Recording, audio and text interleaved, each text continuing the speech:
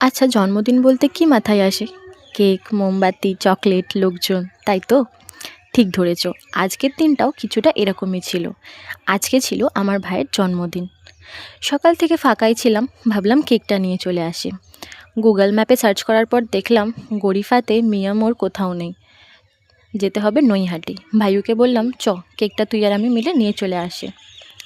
কেকটা কিনে ফেরার সময় ঢুকেছিলাম একটু মেডিকেলে, আমার নিজস্ব কিছু জিনিস আর কিছু ওষুধ নেওয়ার ছিল। ওখান থেকে ফিরে দেখলাম অনেকটাই বেলা গড়িয়ে গেছে, তাই সবাই খাবার দাবার প্রস্তুতি আরম্ভ করে দিয়েছে। মাহিকে সবাই আশীর্বাদ করছে। আশীর্বাদের পর্ব শেষ হতেই আমরাও সবাই খেতে বসে পড়লাম। খেয়ে দিয়ে উঠে একটু রেস্ট করছিলাম। তারপর সন্ধেবেলা শুরু হলো ফুচকা পার্টি।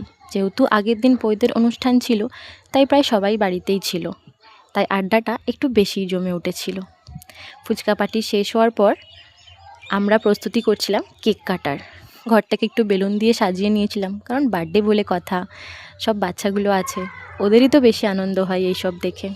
ব্যাস কেক কাটলাম, সবাই মিলে একটু গল্পগুজব করলাম। আজকের দিনটা এইভাবেই কাটলো। তোমরা তোমাদের বার্থডেতে কী করো একটু জানিও আমাকে।